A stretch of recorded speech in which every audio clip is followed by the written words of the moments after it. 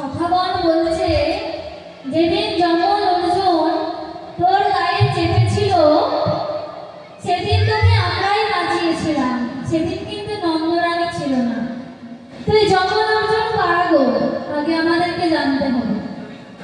তো কুবেরের দুই সন্তান নলকুবর আর মণিগ্রীব, এরা দুজনে একদিন পথ দিয়ে দেবর্ষি নারদ হেঁটে যাচ্ছিল। তো তাকে দেখে দিগম্বর হয়ে অর্থাৎ উলঙ্গ হয়ে নৃত্য করেছিল। তো সেই অপরাধের কারণে ঋষিবর তাদের দুজনকে অভিশাপ দিয়েছিল, তোরা যখন আমার সামনে দিগম্বর হয়ে নৃত্য করলি, তোদেরকে আমি অভিশাপ করলাম যে তোদের বৃক্ষকুলে জন্ম হবে।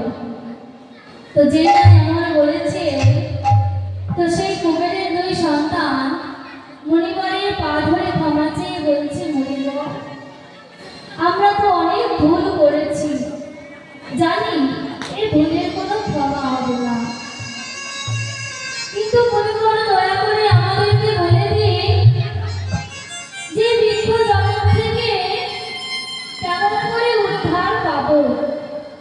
দয়া করে আমাদেরকে বলে দিন কেমন করে আমাদের এই অভিশাপ লঙ্ঘন হবে।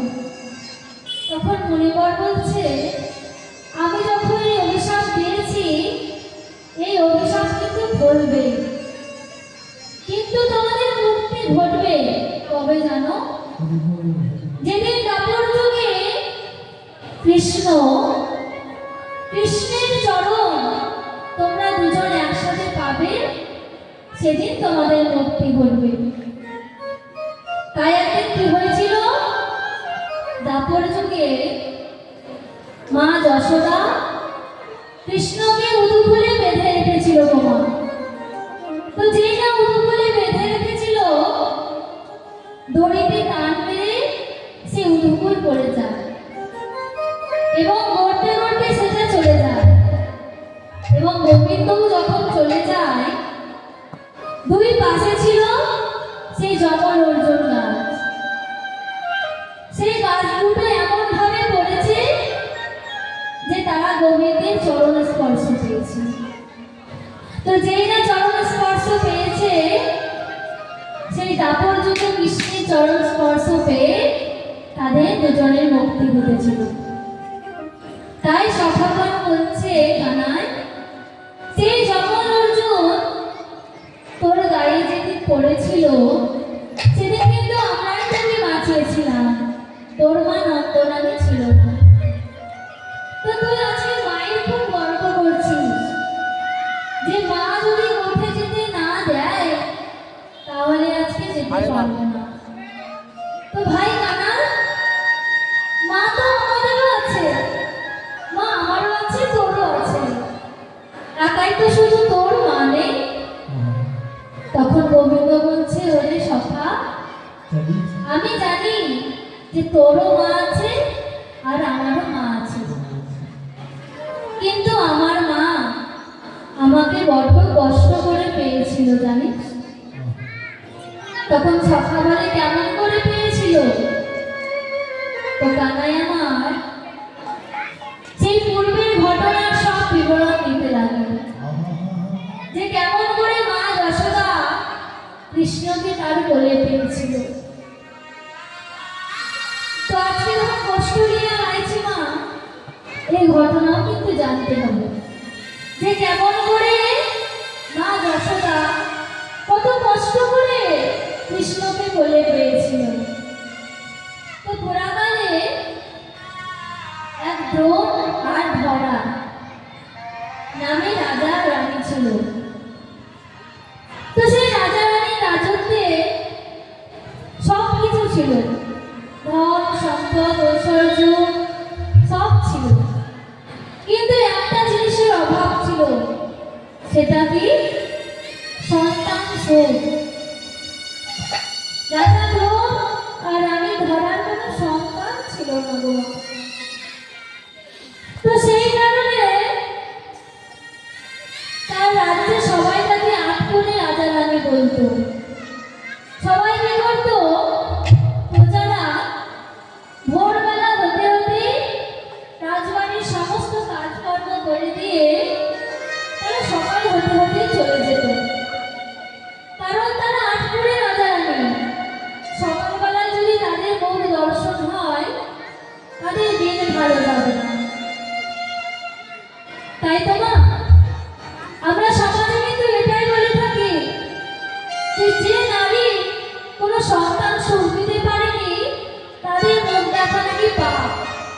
সেই জন্য রাজার লোক এবং রানী ধরার লোক না দেখে প্রজারা সবাই চলে যেত।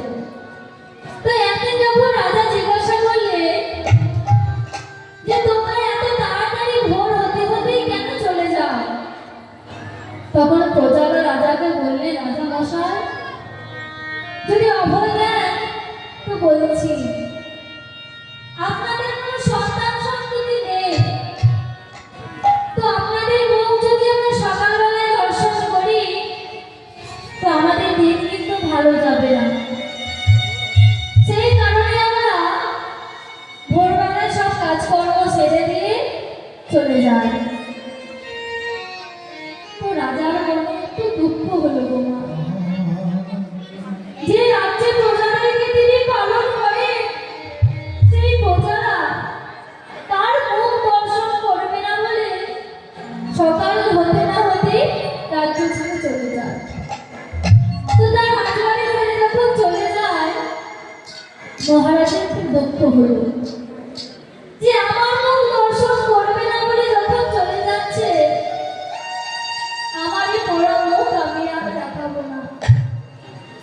ধরা রানীকে গিয়ে বলছে, ধরা আমার এই রাজ্য এবার তুমি দেখভাল করো, আমি আর এই রাজ্যে থাকবো না। যে না এ কথা বলেছে, ধরা দেবী বলছে, স্বামী গো এই রাজ্য এই রাজ ঐশ্বর্য নিয়ে আমি কি করব যদি তুমি আমার কাছে না থাকো? তুমি হলে আমার স্বামী, তুমি যদি আমার কাছে না থাকো তাহলে আমি রাজ্য নিয়ে কি করব? আমিও থাকবো না, আমিও চলে যাবো তোমার সাথে। আর কি করেছে রাজা এবং রানী তাদের রাজপোশাক সমস্ত কিছু খুলে দিয়ে তার বৈষ্ণবীর বেশ ধারণ করে একটা ভগবানের ফটো কাঁখে লয়ে চলে যাচ্ছে।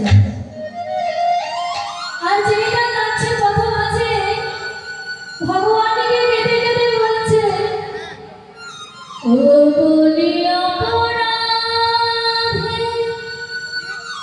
ও সাজা তুমি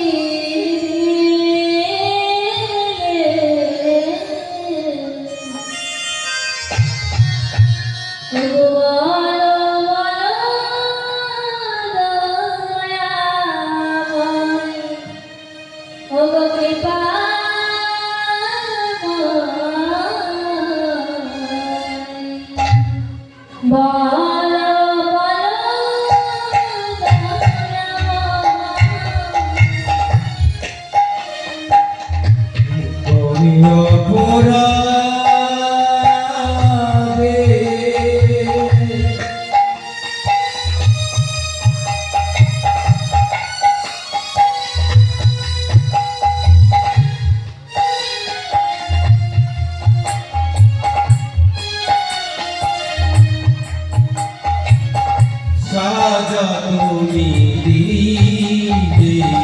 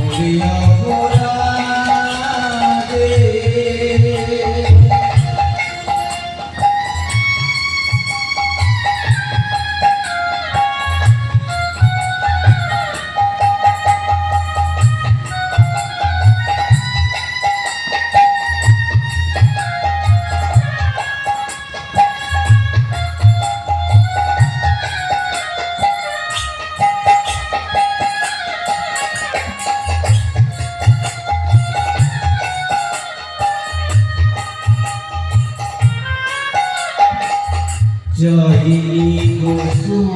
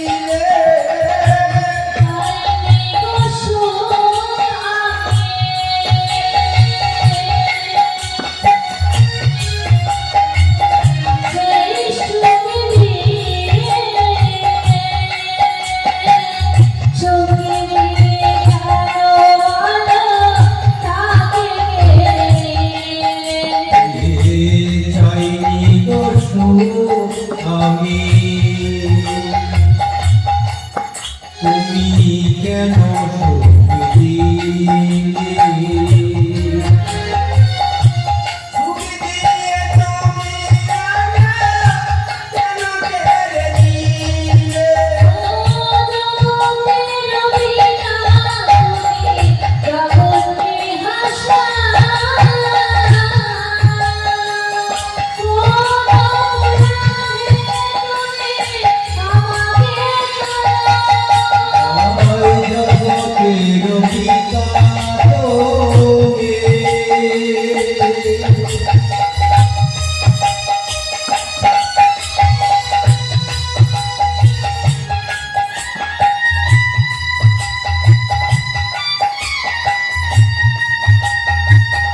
জগতে হাসা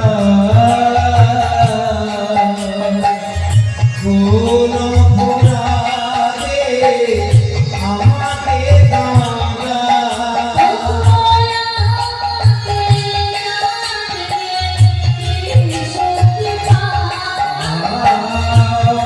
আমাকে আদি কি সুখ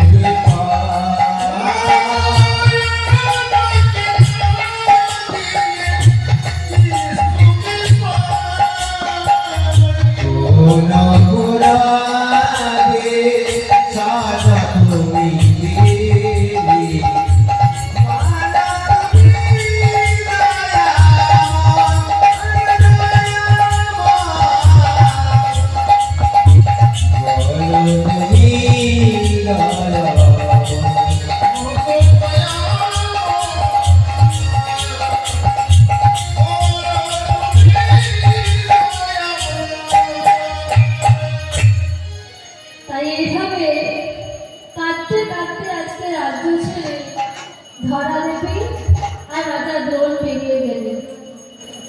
তো যেই না বেরিয়ে গেলে ভগবানের নাম করতে করতে এক জায়গায় এসে কি করলেন, পর্ণকুটির বানালেন আর সেখানে থাকতে আরম্ভ করলেন। তো এইভাবে ভক্তের কষ্ট সহ্য করতে না পেরে ভগবান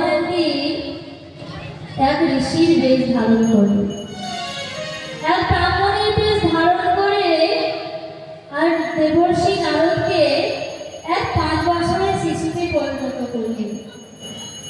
গিয়ে সেই ধরা দেবী আর দ্রোণের বাড়িতে গিয়ে বলছে, ভিক্ষাং দেহি, হে মা দয়া করে আমাকে কিছু ভিক্ষা দাও।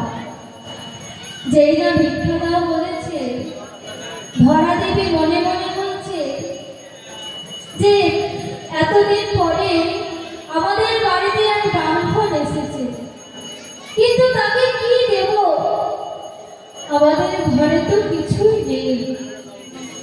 তো বাইরে বেরিয়ে এসে ব্রাহ্মণকে বলছে, যে ব্রাহ্মণ, আমার স্বামী গেছে ভিক্ষা করতে, আমার স্বামী ভিক্ষা করে ফিরে আসুক, তারপর আপনাদেরকে খেতে দেব। তো যেই না এই কথা বলেছে, একটা আসন দিয়েছে, আসনের উপরে ভগবান আমার বসেছে। তো যেই না বসেছে, কিছুক্ষণ পরে ধরা দেবীর স্বামী ফিরে এসেছে। ধরা দেবীর স্বামী দেখো, আজকে আমি গোটা গ্রামে ভিক্ষা করতে বাঁধা, কিন্তু এক মুষ্টি তন্তুলো আমি ভিক্ষা পেলাম না। তখন ধরা দেবী কাঁদতে কাঁদতে স্বামীকে বলছে, স্বামী গো, আজকে আমাদের বাড়িতে এক ব্রাহ্মণ এসেছে দুটো সেবা করবার জন্য। তো সেই ব্রাহ্মণকে আমরা যদি সেবা করতে না পারি, তাহলে আমাদের তো আরো অমঙ্গল হবে। তো কেমন করে তাদের আমি সেবা দেব স্বামী, দয়া করে আমায় বলে দাও। তো যে না এমন কথা বলেছে, ধরা দেবী আমার সেই ভিক্ষার ঝুড়িটা নিজে নিয়েছে, আর ভিক্ষার ঝুড়িটা নিজে নিয়ে আজকে নগরে নগরে চলে যাচ্ছে ভিক্ষা করো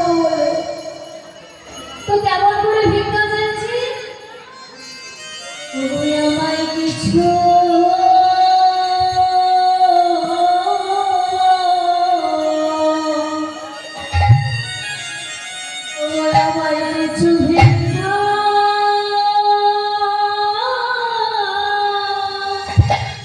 ভিক্ষা দাও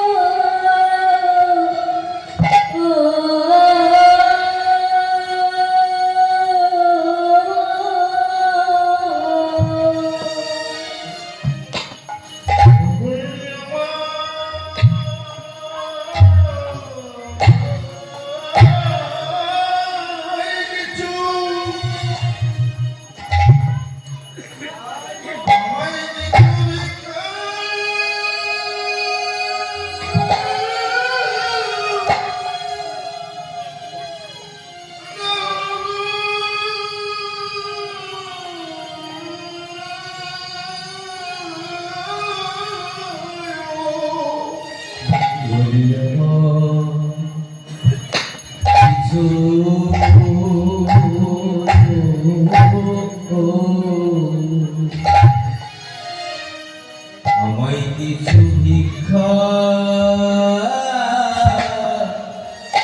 ভিক্ষা দাও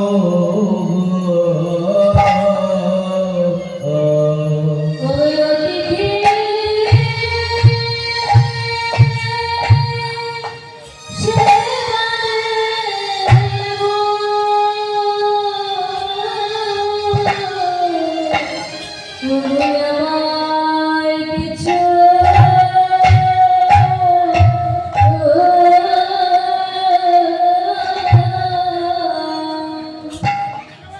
আমায় কিছু ভিক্ষা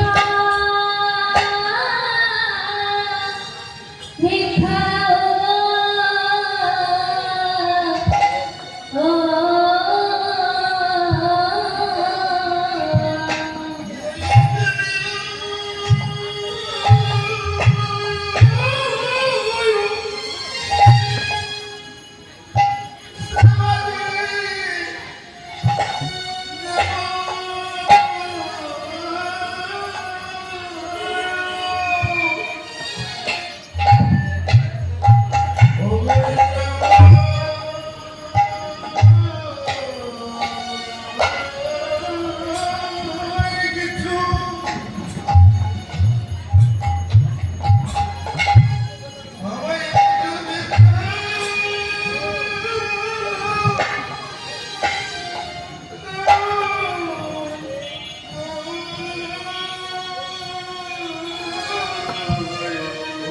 আমি অতিথি রে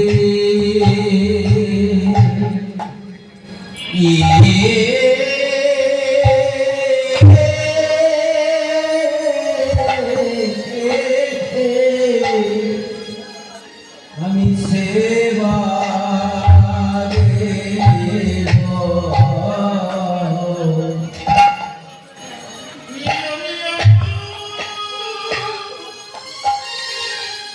আপনাদের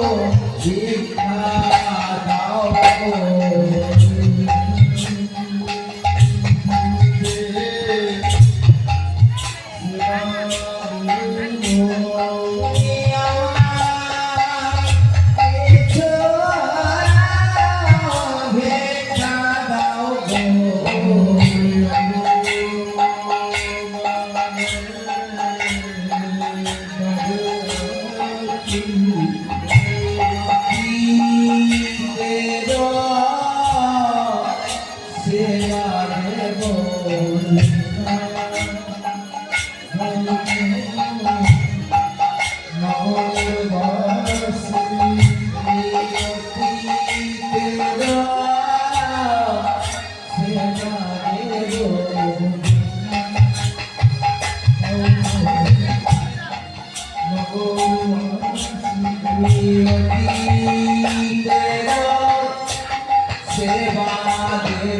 দেব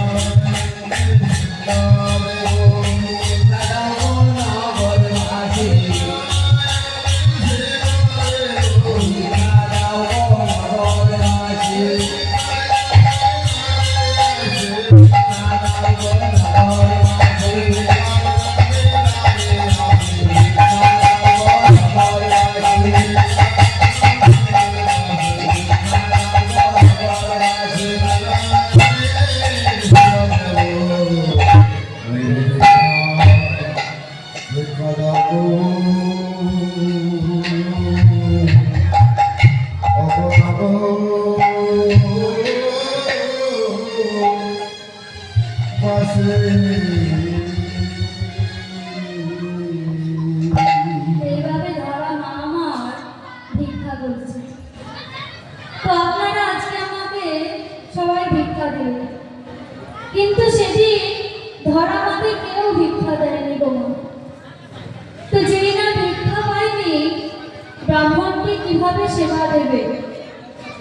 সেই কারণে নিজে সিদ্ধান্ত দিয়েছে যে আজকে ব্রাহ্মণকে যখন আমি সেবা দিতেই পারলাম না, তখন আমি আর এ দেহ রাখবো না, এ প্রাণ আমি গঙ্গার জলে বিসর্জন দেব।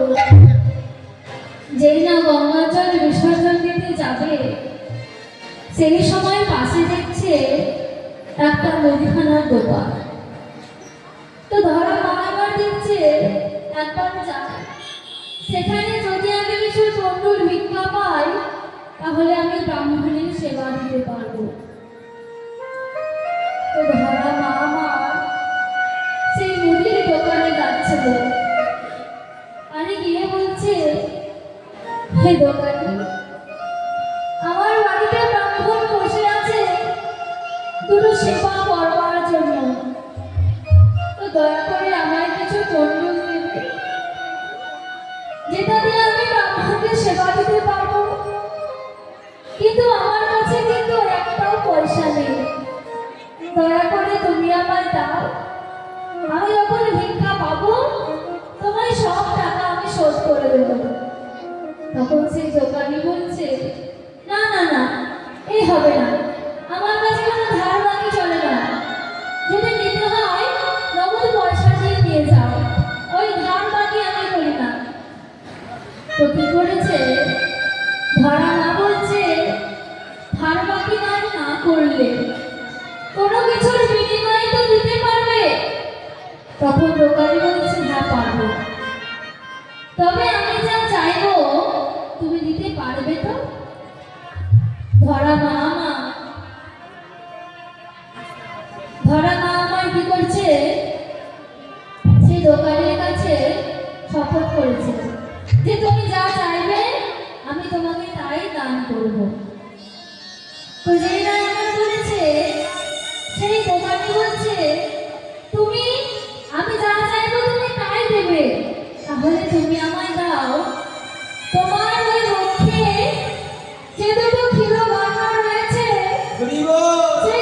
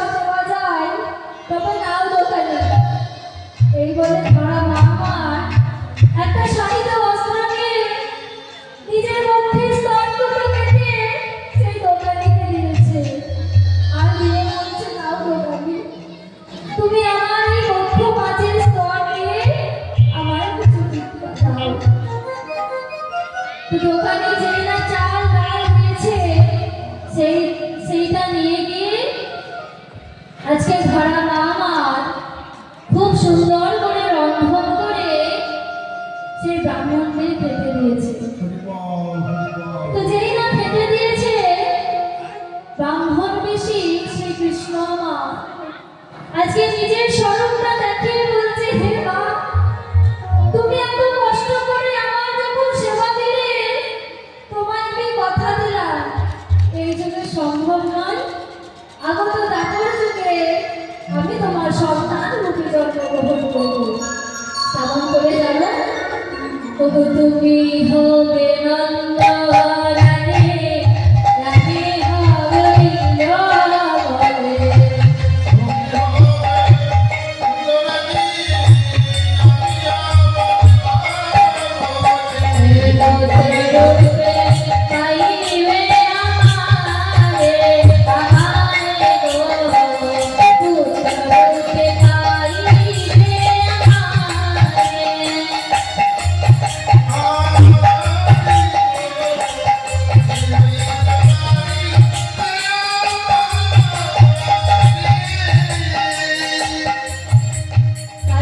ভগবান আমার সেরকম কথা দিয়েছিলেন যে তুমি যে স্তন পেটে আমাকে সেবা দিলে, কথা দিলাম দাপর যুগে সেই স্তন আমি পান করব। তাই ভগবান শ্রীকৃষ্ণ আজকে দাপর যুগে মা যশোদার কোলে বসে ক্ষীর সর নবনী সেবা করছে। এত কষ্ট করে মা যশোদা গোবিন্দকে পেয়েছিল গো মা। তাই আজকে সখাগণ মা যশোদাকে বলছে, মা গো, তুমি দয়া করে তোমার গোপালকে সাজিয়ে দাও, আর তোমার গোপালকে নিয়ে আজকে আমরা গোপে যাব। তাই শ্রীরাম কি বলছে? শ্রীরাম বলছে, মা গো, তুমি তোমার মনের মতো করে গোপালকে সাজিয়ে দাও।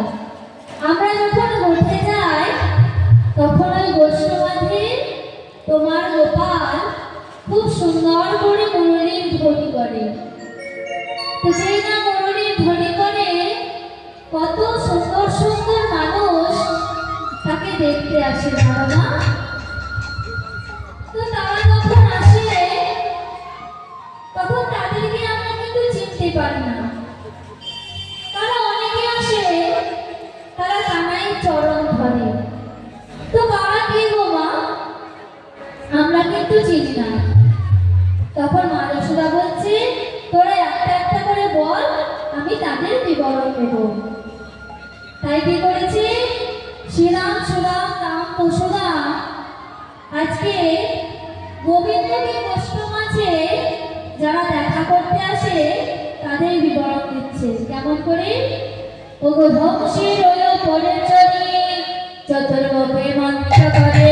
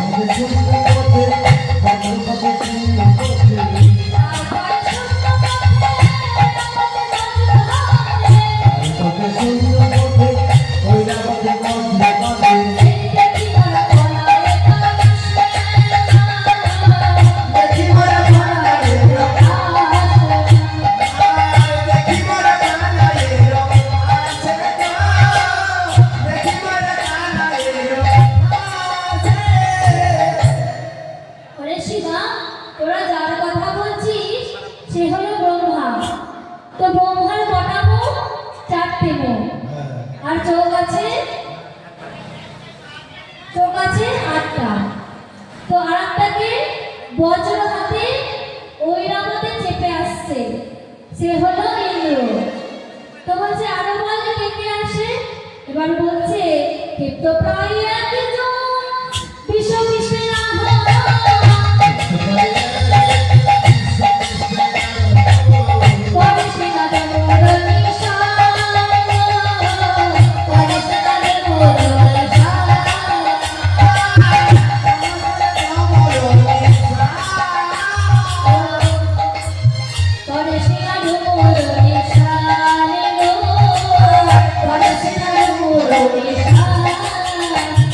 সুরে জটা দিল দশরথে বিভূষণ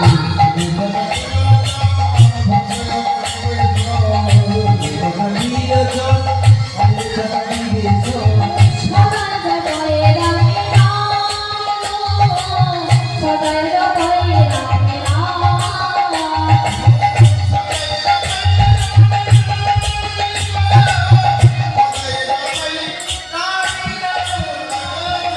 তো মা যশোদা আজকে সবাইকে বর্ণনা দিল যে মহাদেব দেবরাজ ইন্দ্র ব্রহ্মা সরস্বতী লক্ষ্মী সবাই আছে গোষ্ঠ মাঝে গোবিন্দকে দর্শন করতে। তো যেই না একথা বলেছে মা যশোদাকে বলছে হে মা যশোদা দয়া করে আমাদের কানাইকে আজকে তুমি সুন্দর করে সাজিয়ে দাও আর সুন্দর করে সাজিয়ে দিয়ে আজকে আমরা গোষ্ঠ মাঝে নিয়ে যাব।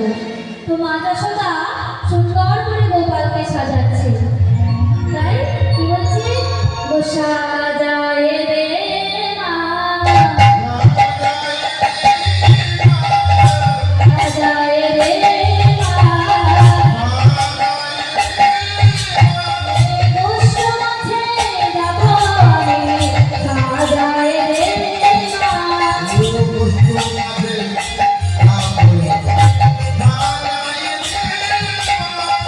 গোষ্ঠ মাঝে যাব আমি সাজায় রে মা সাজায় রে তাই মা যশোদা গোপালকে সুন্দর করে সাজিয়ে দিলেন আর সুন্দর করে সাজিয়ে দিয়ে আজকে গাভী বৎস সখাগণকে সাথে লইয়ে গোবিন্দমান বসে যাচ্ছে কেমন করে ওগো ছোটে ছোটে নাইয়া ওগো ছোটে ছোটে